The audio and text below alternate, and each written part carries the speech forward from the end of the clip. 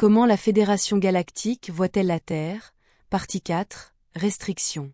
En avançant sur le sujet d'aujourd'hui, par restriction je ne fais pas seulement référence à celles qui découlent directement de l'application des règles mentionnées dans la directive première, celle-ci serait au moins logique, que nous soyons d'accord avec elle ou non. Je veux aussi parler de ces règles qui sont appliquées aux visiteurs non humains de n'importe quelle race, mais surtout à ceux qui ont l'apparence humaine, donc appliquées à mes amis et à moi-même, et qui n'ont pas nécessairement de lien direct avec la directive première, bien que souvent elles soient utilisées comme excuse pour les appliquer. Et aussi des règles qui, dans plusieurs occasions, peuvent même être perçues comme allant à l'encontre de la directive première, mais qui nous sont imposées malgré tout.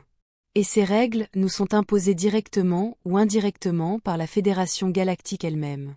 Alors qu'ils me laissent même publier ceci, je ne sais pas, ils s'en fichent probablement, ou parce que nos vidéos sont enfouies sous je ne sais combien de couches d'informations sur le web. Cela seul pourrait suffire pour qu'ils nous considèrent, moi ou nous, comme effectivement neutralisés, cela je ne peux pas le savoir. On ne m'a donné aucun genre de manuel sur comment interagir, et comment se comporter en contact avec des êtres humains, ou avec quoi que ce soit tout quiconque sur Terre, et personne d'autre ici non plus. Un manuel n'existe pas, du moins pas que je sache, mais j'en doute sérieusement. Plus que des règles ou des lois, je veux dire des restrictions arbitraires, car c'est ce qu'elles sont. On ne nous dit pas quoi faire et quoi ne pas faire. Si nous voulons simplement faire ou accomplir quelque chose, nous découvrons soudain que nous ne pouvons tout simplement pas, car il y a une sorte de barrière technologique, de pare-feu ou de blocage en place.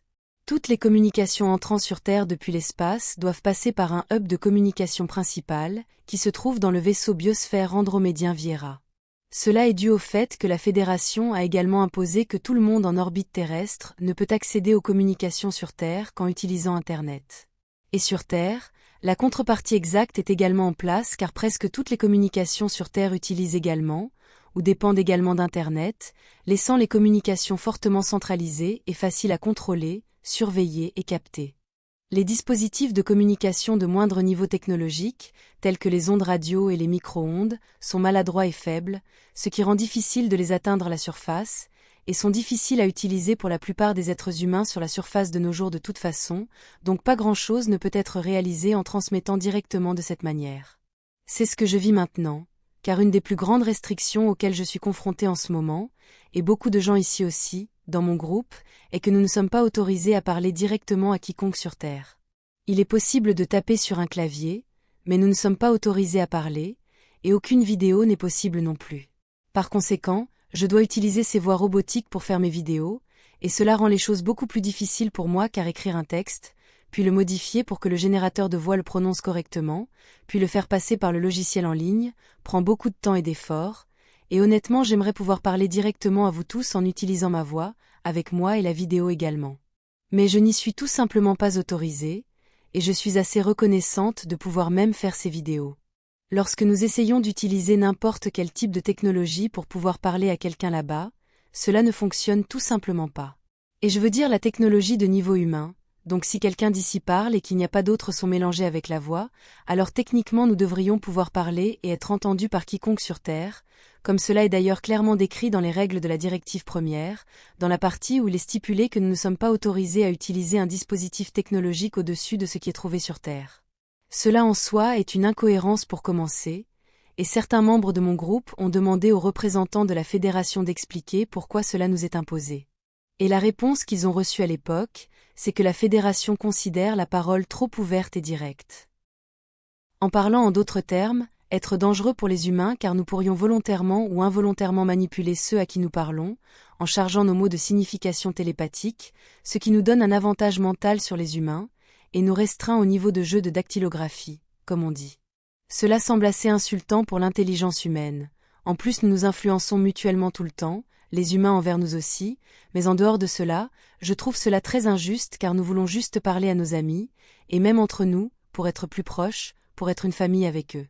Et cela soulève une autre incohérence injuste car nous savons que de nombreux représentants de la Fédération parlent directement à de nombreux politiciens sur Terre, utilisant à la fois des médias technologiques et des rencontres en personne également. Donc c'est possible pour certains, mais pas pour d'autres. Et qui décide de cela?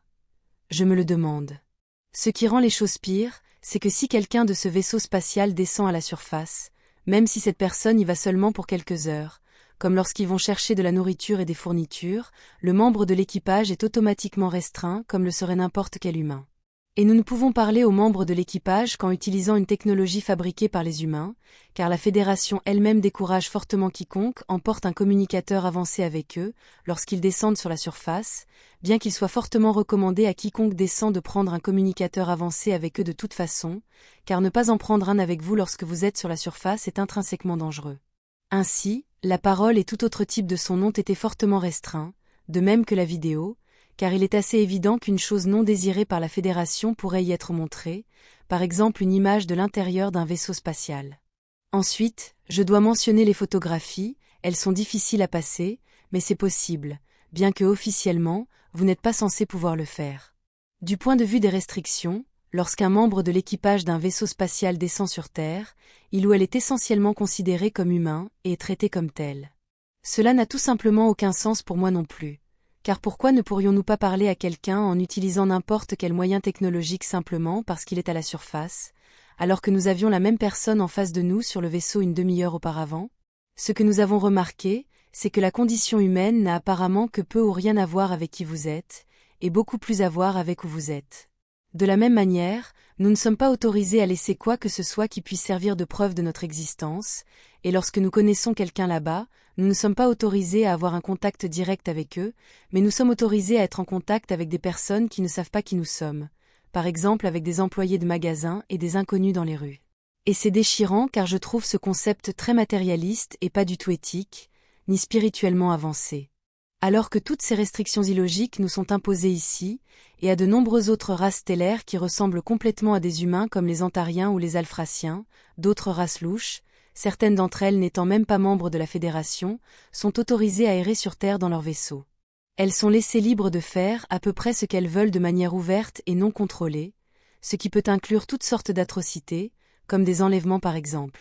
Selon la Fédération, de telles races qui errent librement sont censées être contenues dans les ceintures de Van Allen, et sont donc considérées comme faisant partie de la matrice 3D de la Terre. C'est pourquoi elles sont autorisées à errer librement car elles servent à un certain type de maintenance pour la matrice elle-même et même pour les gens. Un exemple de race qui entrerait dans cette catégorie serait certains types de races reptiliennes, des humains de l'intérieur de la Terre et certaines espèces de petits gris, car ils sont censés être les jardiniers de la Terre, parce qu'ils sont liés à la modification et à la correction de l'ADN endommagé de leurs enlevés, censément pour bénéficier à ces personnes, afin qu'elles puissent réaliser leur plan de vie de manière efficace comme cela a été dit. Pourtant, ils ne sont pas indigènes de la Terre et sont autorisés à entrer et sortir à leur guise. Je dois souligner qu'il existe au moins 165 variantes de ces petits extraterrestres gris, et en ce qui concerne les reptiliens, la Fédération les considère comme indigènes de la Terre car ils étaient sur la planète bien avant l'arrivée des premiers humains stellaires. Le problème que je vois avec cet argument est que la définition de l'humain n'est pas claire non plus, car autant que je sache, il y avait des néandertaliens sur Terre bien avant l'arrivée des premiers humains stellaires lyriens là-bas. Les Cro-Magnons ne sont pas non plus bien expliqués. Il est presque impossible de les placer dans un cadre temporel vérifié et concernant les reptiliens, il n'y a tout simplement pas assez de données disponibles.